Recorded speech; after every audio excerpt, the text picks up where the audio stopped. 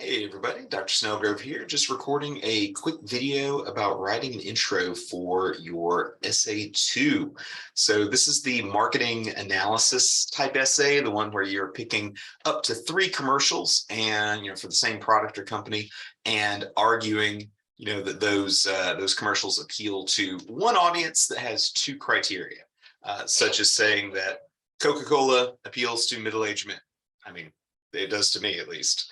And so what are we going to do in the intro? First, as always, make sure you check your Canvas. I've got feedback for you on your outlines. This is going to sound like a subtweet. At least if you had it in on time, I got grades and feedback to you this morning. If you hadn't got that in by then, I'll get around to it when you get around to it. All right, so now we're focusing on the intro. Now, here's a bit of good news. At least I consider it good news. Your mileage may vary. I always like to tell students that the writing structure doesn't change for different parts of the essay, even when the assignments change. So we went over, how to organize your different paragraphs as part of your first essay, the argumentative essay. And, like we talked about what an intro needs to have. And it's like, all right, we need to have a title that makes people curious. We need to have, a hook that really gets people engaged, that really gets their interest. We need to have, background info, usually multiple levels of background info, and then we need to have a thesis. So I want to start out with that as quote unquote the good news that hasn't changed. There's not suddenly a brand new thing that we need to do, like, oh, for this essay we got to do this completely differently. However, there are some different things, different like best practices that you might want to follow when it comes to this particular essay. So let's start from the top. All right, so the title. And so this is usually something that gives students a lot of trouble, because you don't want to title it something that is just on the nose. Essay 2, commercial analysis essay, something like that. But at the same time, you don't want it to be boring. Like, I've seen people talk about, an analysis of Coca-Cola commercials. I mean, nothing's wrong with that as a title, except for the fact that it's kind of boring. So this is always easier said than done. I always feel a little awkward standing here. I'm like, all you have to do is, and I'm always imagining y'all out there like sass and press, and you don't have to write it. But when it comes to the title, I always encourage you to try to find some sort of interesting angle regarding this particular topic. Like, okay, what is it about this that might be interesting, interesting to other people? Maybe, like, all right, this is an essay that, like, okay, it's commercials, right? We're surrounded by it. Even if you're a cord cutter, you're getting commercials, on YouTube. You're getting commercials on your podcast and stuff like that. You're getting pop-up ads on websites. You can't really escape it. So I've had some students before that would have a title like Coca-Cola and the Art of Modern Mind Control, which sounds, wonderfully provocative.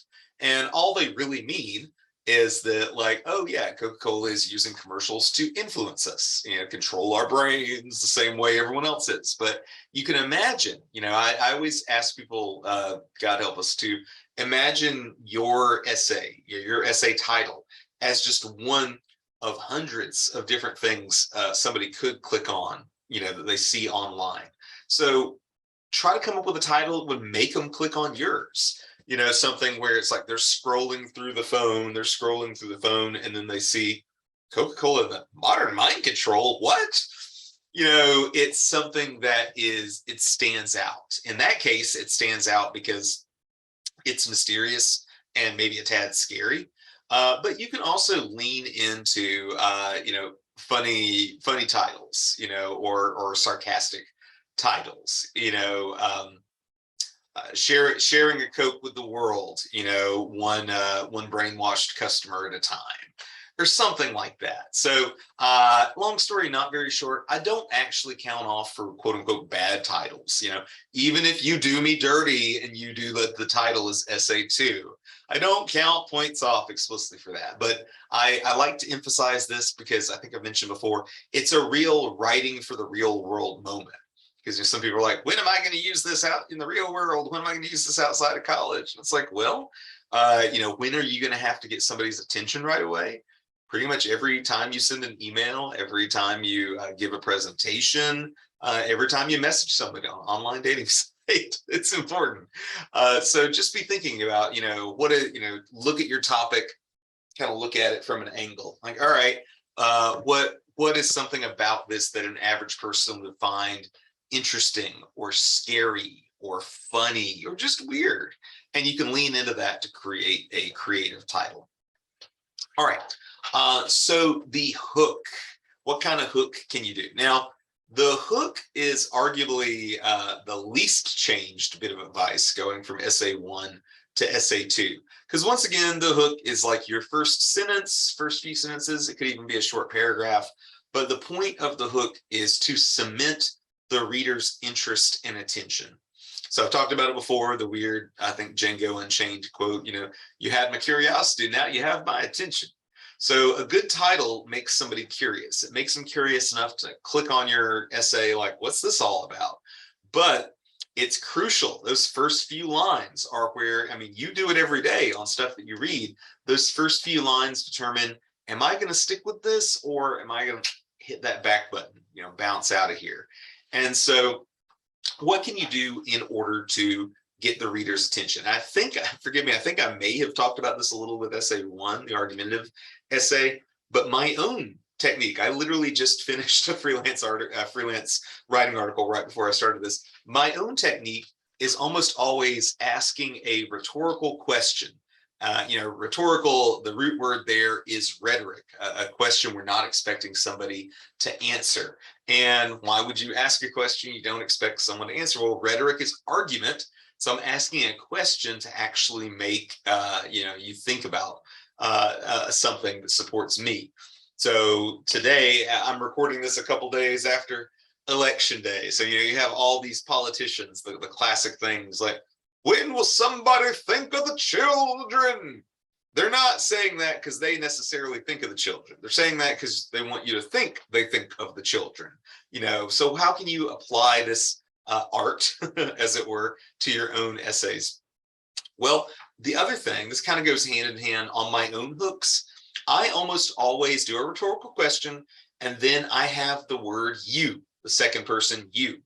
And it's kind of, I think it weirds my students out sometimes because in most of the essay, I always tell people to be careful about the word you, because it's almost impossible to use the word you in an essay without either sounding like you're writing a Dungeons and Dragons module, right? Like you open the door, you step inside, you see the dragon, or this is more common, student writers end up making weird assumptions about their readers. I can't remember if I told you before. I had one time that was, I'm just reading the essay. It's like, blah, blah, blah, blah, blah, blah. You know how long those lines at the abortion clinic can be. And I'm reading, I'm like, do I? Weird assumption. So why use you? Why use the word you in the hook? And the short answer is it gets the reader's attention. It makes the reader feel like they've got some skin in the game, because you guys are writing about commercials, you're analyzing commercials, and it's easy for a random reader to just be like, whatever, it's commercials. I don't care. Why is this important? You might channel, that maybe they're channeling their inner Carl from Aqua Teen Hunger Force, right? This doesn't matter. None of this matters. And so you can make them see that it matters by integrate, rhetorical question and the word you, to return to the topic of modern mind control. It's like, what if you were being brainwashed every day and you didn't even know it? That I'm not trying to like pat myself on the back, but I think that's a pretty good hook, because there's two things going on there. One is it's kind of mysterious. You'll notice that I'm not necessarily coming right out and talking about commercials in the title or in the hook in this commercial analysis essay. And if you remember, we talked about this with essay 1. if you imagine the intro as an inverted triangle, like we're up here, title and hook, it hasn't even started taking shape yet. So you can actually do some pretty creative things there. If you've ever started an essay out with something like, since the beginning of time, for all of recorded history, the reason you can get away with that is because you're at the beginning of the essay. It hasn't really taken shape yet, so you have some room to maybe get creative there. So yeah, getting a little creative. So I say brainwash instead of talking about commercials right away. I say, what if you were being brainwashed? So it makes the reader think two things. One, brainwashed? What the hell are they talking about? Me? I'm getting brainwashed. And so, like I said, it almost compels them to continue reading. Like, all right, I guess I have to figure this out now. I often compare, when someone reads a successful hook, I often compare the reaction. It's a bit like the Rick and Morty meme. Oh, you son of a bitch, I'm in. And it's like, all right, yeah, they clicked on your title. You had an interesting title, made them curious. You had a hook that was really interesting and really engaging. It's like, you win. I'm in for the long ride. I'm reading all 5 pages to see where the heck this goes. All right, so next up in the intro is background info.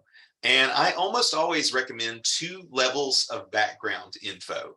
And, if you, again, I should just be holding up an inverted triangle at this point, but if you imagine the inverted triangle, so we have background level 1 and background level 2. Another way of thinking of that is that we are moving from the general to the more specific as we approach your thesis. That is at the kind of apex point of your thesis. Ooh, windy day outside my window. Hope I'm not one of those professors that dies on stream. Wouldn't that be depressing? Anyway, so what are your different levels of background info for this essay? Well, the first level, and maybe this is the most obvious level, is a little background info about the company, right? And so with the company, I always tell people a few rules of thumb to follow. All right. First of all, how much do you need to talk about the company? And I always kind of throw that question back at writers. It's like, okay, remember, the default audience for this paper is not actually me, even though I'm the one reading it. The default audience is each other, default college freshman student audience here. And so the idea being like, okay, your fellow classmates, do you think they know a lot about this company? If they do, then you don't really have to say much about it. But if this company is more obscure, if they're a newer company, you may need to say a little more. Generally, when it comes to company background, unless you're just trying to max out, hit that 1-page intro, I tell people like less is more. You don't have to necessarily have the background info to the company read like a Wikipedia entry or anything like that, but it just kind of brings us up to speed. And the essential function of any background section of any paper is I'm going to front load my reader with what they need to know in order to understand the rest of the essay. So when you get right down to it, this essay is all about companies and audiences. So you got to talk about the company a little bit. You got to introduce us to the company before we can understand the rest of the essay. Now, I just kind of gave the game away a little bit. This essay is all about companies appealing to audiences. So we just said, you got to have info about the company as your first level of background info. So of course, that means info about your audience as the second level of background info. Now, I do want to take a moment just now, like I already gave people feedback on Canvas, individual feedback, but I had a handful of people, I always do, I had a handful of people that had a little trouble coming up with the audience. Because remember, the assignment on this, the challenge on this is for you to come up with, how to put it, it's one audience that you think all 3 commercials are appealing to, one audience, and that one audience has to have at least 2 descriptors. So something like Coca-Cola appeals to young men. I'm not a young man anymore, but young men. So that involves age and that involves gender. You're not limited to this, but this has been historically the most popular choice among my students, where they'll say like, this appeals to young men, young women, middle-aged men, middle-aged women, elderly men, elderly women, something like that. But you don't have to.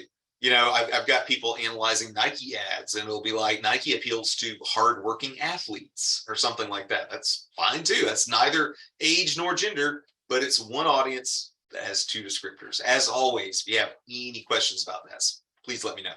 But once you got an audience kind of finalized there, then you, well, in the intro, we need info about that audience.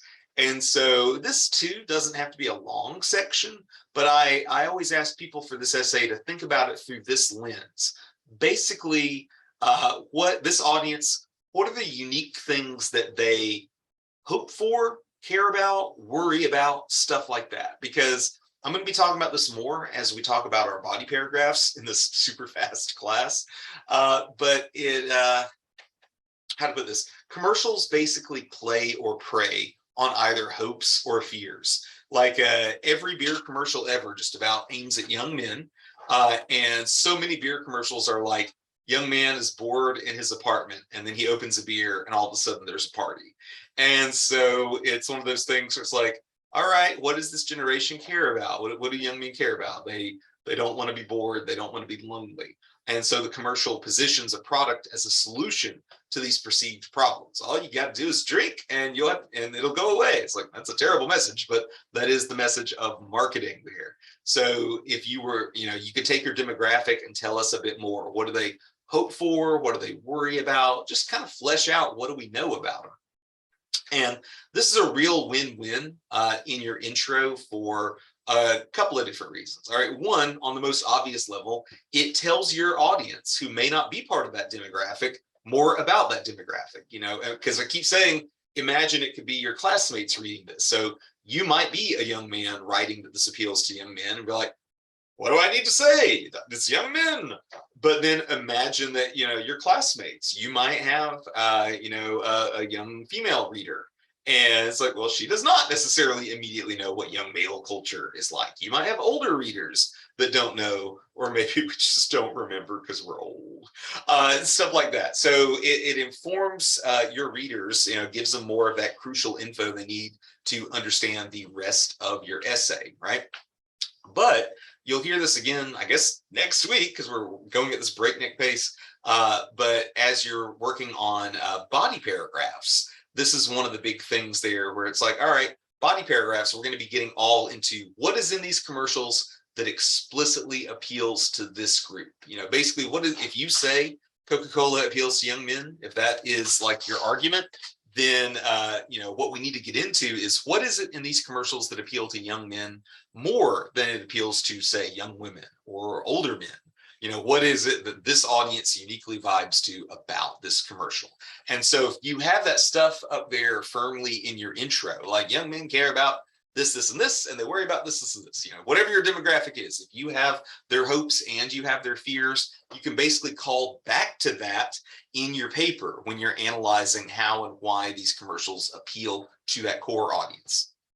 All right, so we got the title, we got the hook, got background level 1, background level 2, and of course that brings us to the tippy top, or maybe I should say the bitty bottom of our inverted triangle, which is the thesis. Now, the little bit of good news, I always like to emphasize the good news when I have it. So when it comes to this essay, your thesis is basically just some variation of company X appeals to audience Y. You've heard me do this several times today recording. Coca-Cola appeals to young men, or Coca-Cola appeals to middle-aged men. So company X, Coca-Cola is the one I keep going with. Company X appeals to audience Y, and Y, as I said, has to have two descriptors. So it's one audience, 2 descriptors. So like, we don't want to say Coca-Cola appeals to young people and men, because that's 2 audiences that only have 1 descriptor. But Coca-Cola appeals to young men, 1 audience with 2 descriptors. And I mentioned this on some people's outlines on Canvas, but I did just want to throw this out there that for a lot of people, what happens with this essay is they pick a company they like, they grab the first 3 commercials they find, and then if they're being honest, the commercials are appealing to different audiences. So before, right now, as you're working on your intro and looking at your outline feedback, this may be a good time to figure out like, all right, do I want to stick with this company? Okay. Do I want to stick to at least one of these commercials? Okay. So, it may come down to like, here's the strongest commercial. I'm keeping this one. I'm throwing the other 2 out. I'm going to try to find 2 more commercials that line up with this, that are clearly appealing to the same group. But yeah, that's about it for me. Y'all know the drill at this point. Feel free to email me. If you have any questions, feel free to text me at 863-835-2399. Otherwise, have a good one, and I'm looking forward to seeing what you come up with. Bye.